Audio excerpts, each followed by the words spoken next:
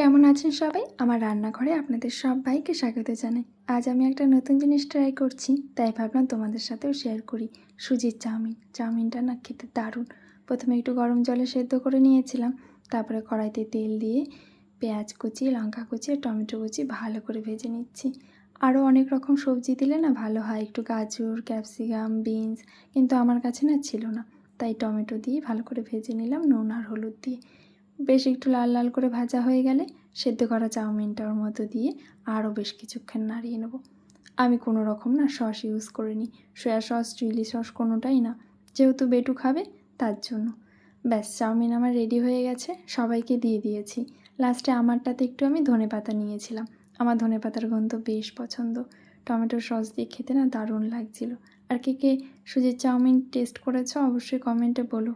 আর আমার রেসিপিটা ভালো লাগলে লাইক, কমেন্ট, শেয়ার করো। টাটা, সবাই ভালো থেকো, সুস্থ থেকো।